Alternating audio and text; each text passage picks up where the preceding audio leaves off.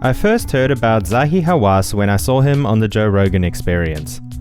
I didn't really know who he was, just that he was some leading Egyptologist, and I thought, maybe this will be one of those interesting episodes, you know, like Graham Hancock or Jimmy Corsetti. Instead, it was something else entirely. Zahi struck me as odd. There was something peculiar about him. He had charisma, sure, but not the good kind. Almost immediately, he started going on the defensive, complaining about how people attack him and question his work.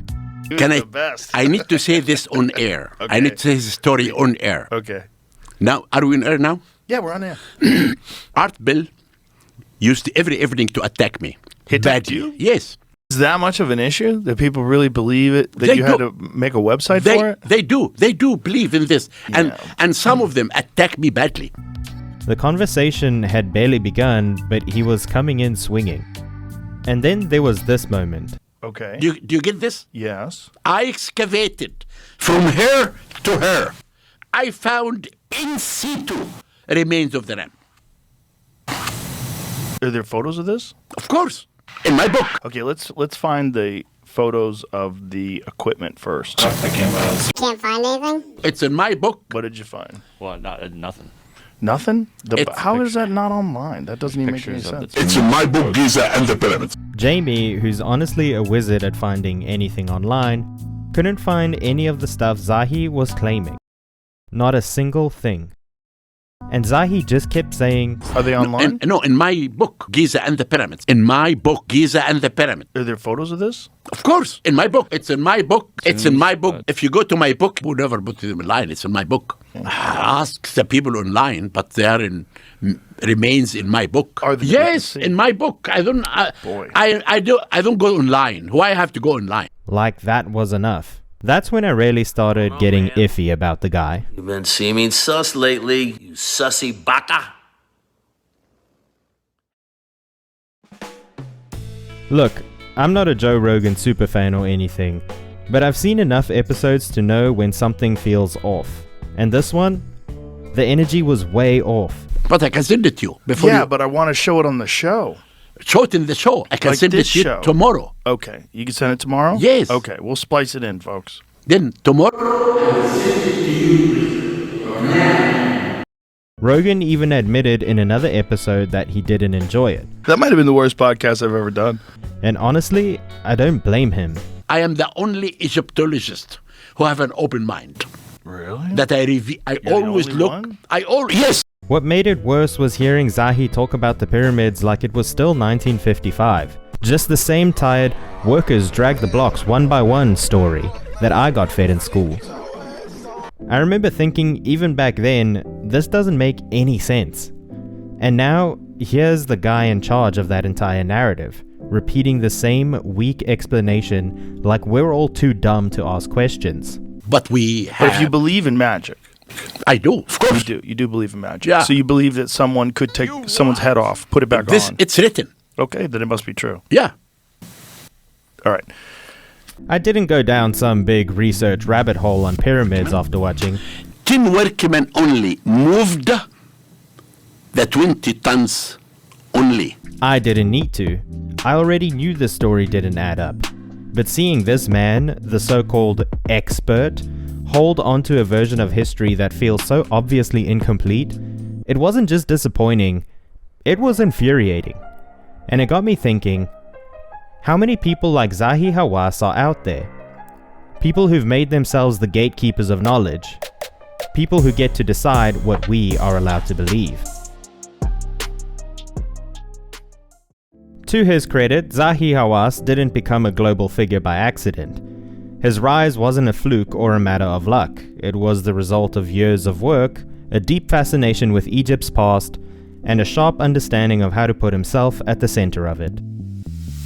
Born in 1947 in Damietta, he started studying Greek and Roman archaeology before discovering his passion for Egyptology. He earned a master's degree in Egypt and later a PhD from the University of Pennsylvania, an Ivy League credential that gave him both local and international credibility.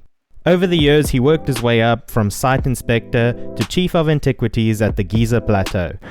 They ask you how you are, you just have to say that you're fine when you're not really fine. And eventually to Secretary General of Egypt's Supreme Council of Antiquities. In 2011, he even held the position of Minister of Antiquities. Twice. He wasn't just involved in Egyptian archaeology, he was leading it. He became a household name. Oh my god, bro. Oh, hell no, man. What the fuck? National Geographic's explorer in residence. Yeah, baby! That's what I've been waiting for. That's what it's all about. Woo! Host of multiple documentaries and the face of shows like Chasing Mummies. Oh, hell no. He helped repatriate priceless artifacts like the bust of Nefertiti and the Rosetta Stone, and brought Egypt's history to dinner tables around the world.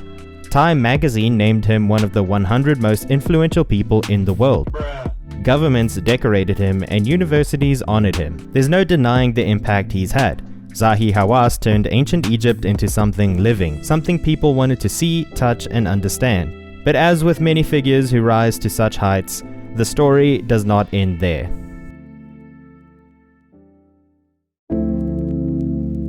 Now that we've seen the rise, the accolades, and the carefully curated public image, let's take a look behind the curtain.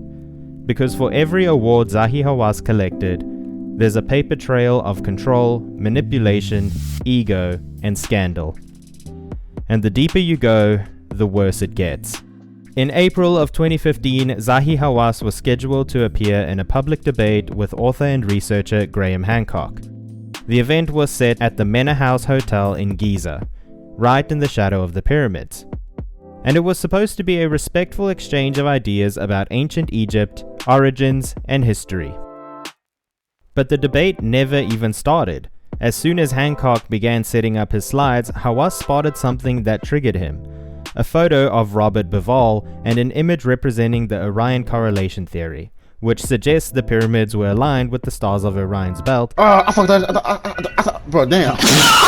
And may be older than mainstream Egyptology claims. This man is a thief. In academics, there is a very academic. We do not do ad hominem arguments. We do not debate the land. Listen, we debate the matter. It is debated closed. It's closed in Chicago by all Australians, by everyone. Shame on you. It's a shame on you, not on me. Don't talk to me. Please, go away from me. I should be able to openly discuss. I don't. I want to let this man not enter this country. Really, we should be able to have. Please, I don't want to. Please, let us. It is not closed. Okay, I closed it. I am presenting my own. Okay, I'm not going to attend this. I have written yours, Mr. Bobby. I'm not going to attend this. Even before a word is exchanged. Shame. I'm sorry, but this is not the behavior of a scholar. This isn't the behavior of someone confident in their knowledge or grounded in academic integrity. This is what you do when you're scared to be questioned. When your version of history is so fragile, a single image can shake it. Instead of engaging, instead of debating, Hawass chose to shut the entire conversation down, and not with evidence or logic, but with volume, ego, and the threat of absence. That is not science. That is showmanship. And unfortunately, this was just the beginning. Over the years, dozens of researchers, journalists, and scholars have accused Hawass of blacklisting them, revoking excavation permits, even threatening careers if they challenged the official story. He turned academic inquiry into a gatekeeping system. If you didn't support his narrative, you didn't get access. He branded legitimate researchers as amateurish, not because their methods were flawed, but because their conclusions didn't flatter him. In 2011, Zahi Hawass was sentenced to 1 year in prison and fined for ignoring a court ruling over a gift shop contract at the Egyptian Museum. The scandal centered on Farid Attia, who had run the museum bookstore since 2006. Hawass tried to replace him with a favored company linked to the American University in Cairo, bypassing an injunction and holding a rigged auction in the process. Though the sentence was later overturned, the accusations stuck, and so did the damage. Hundreds protested, calling him corrupt. It wasn't a mistake, it was power used for personal gain. Now, for the sake of time, let's rapid fire through the rest of Zahi Hawass's greatest hits, But if you would like to know the full story of the scandals, power grabs, and ego-driven decisions that cement why this man has no place in academia or archaeology, I strongly encourage you to do your own research and don't just take my word for it.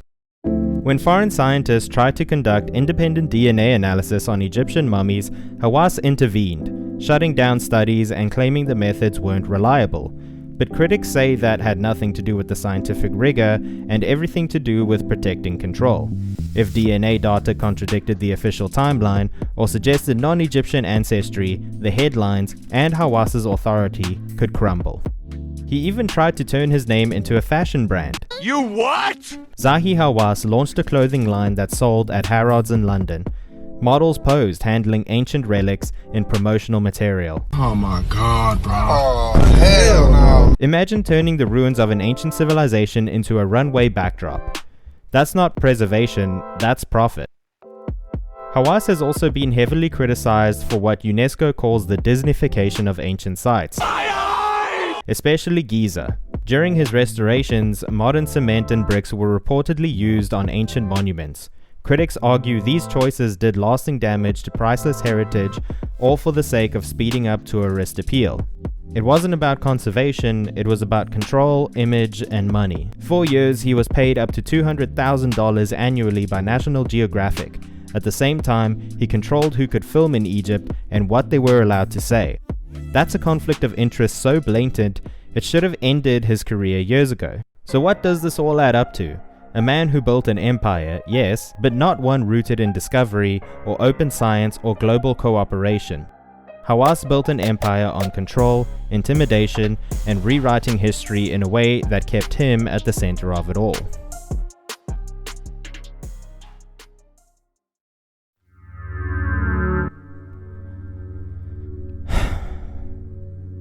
In the end, Zahi Hawass didn't ask, "What can I do for ancient Egypt?" He asked, "What can ancient Egypt do for me?" And through that lens, everything makes sense. The ego, the control, the outbursts, the media deals, the gatekeeping. He's wrapped himself in this image of a man who loves history, but it's a costume, a disguise. And behind it is someone who saw power and took it. He hides behind titles, behind accolades, behind a legacy built more on visibility than virtue. And if there is any justice left in this world of archaeology, those honors should be stripped away, because they don't belong to him. They belong to the truth he buried. But this story isn't just about one man. It's about all of us. We allowed him to rise. We let ourselves be told what was true, what was real, what we were allowed to know. Well, not anymore. We are not children. We're not helpless and we're not stupid. We're not waiting around for permission anymore. We are the ones asking the questions now, and we will not stop until we get real answers. Most of us already know the official story doesn't add up. This don't make no fucking sense. We know the narrative is broken. We know the educators, the protectors, the government, the media, the institutes, they're all lying to us. We don't need them to speak for us anymore. Because here's the truth. They need us, not the other way around. So, let's get out there and find the truth for ourselves.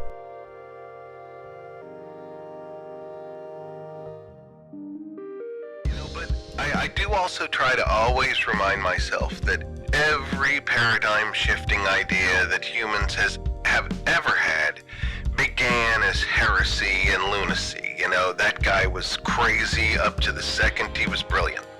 And so we got to keep our minds open to the things that sound outlandish, because one of them eventually is going to lead us to the big paradigm shift. And if we're busy burning books of ideas that we don't like, that's where we close our minds to the possibility of advancing.